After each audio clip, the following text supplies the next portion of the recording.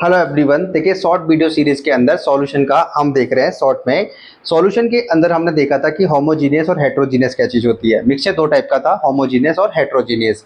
देखो, इसको long video में हम अच्छे से समझ चुके हैं। ये शॉर्ट वीडियो सीरीज है ताकि हमारा रिवीजन जल्दी से हो सके। होमोजीनियस का मतलब है यूनिफॉर्मली डिस्ट्रीब्यूशन हो जाता है कंपोनेंट्स का या पार्टिकल्स का। और अगर यूनिफॉर्मली डिस्ट्रीब्यूशन नहीं होता है पार्टिकल्स का या कंपोनेंट्स का तो उसे हम हेट्रोजीनियस बोलते हैं। हिंदी में भी अगर जो भी घटक है उसके अंदर अगर वो समान रूप से वितरित हो जाते हैं तो उसे समांगी, और अगर असमान रूप से वितरित होते हैं तो उसे विषमांगी कहते हैं। जैसे कि जब नमक को पानी में मिलाया जाता है तो नमक पूरी तरह से पानी में घुल जाता है, हर जगह उसका कंपोजिशन सेम रहेगा, तो उसे हम बोलेंगे होमोजीनियस। लेकिन अगर उसी पानी में हम रेत मिला दें तो रेत का कंपोजिशन अलग अलग रहेगा, जैसे ऊपर रेत कम रहेगी नीचे रेत ज्यादा रहेगी, तो उसे हम बोले देंगे हेट्रोजीनियस। इसी तरह से तेल को पानी में मिला दो, ये सबके सब किसमें आएंगे? हेट्रोजीनियस में।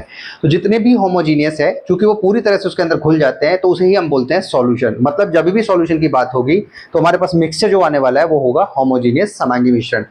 अगर हमसे पूछा जाता है कि सॉल्यूशन क्या होता है, देखो सॉल्यूशन का मतलब है जब हम एक गिलास पानी लें और उसके अंदर एक चम्मच नमक डालते हैं, तो चूंकि नमक की मात्रा कम होती है, तो जब नमक की मात्रा कम होती है तो सॉल्यूशन में उसे एक नया नाम दिया जाता है जिसको हम बोलते हैं सॉल्यूट बिले, हिंदी में बिले। जब पानी चूंकि ज्यादा मात्रा में होता है उसको एक नया नाम है जिसका नाम होता है सॉल्यूशन में सॉल्वेंट, विलायक।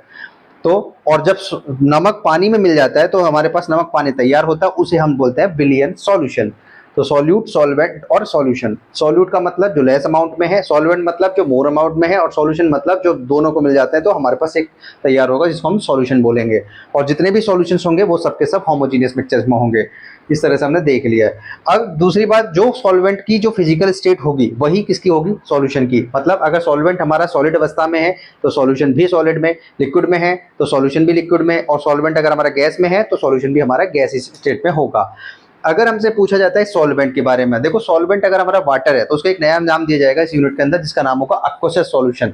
और अगर वाटर के अलावा कुछ भी है तो उसे हम बोलेंगे नॉन अक्वसस सॉल्यूशन। जैसे कि अगर जल हमारा विलायक है तो उसे हम जलीय विलेन बोलेंगे, जल के अलावा कुछ भी है तो उसे हम अजलीय विलेन बोलेंगे।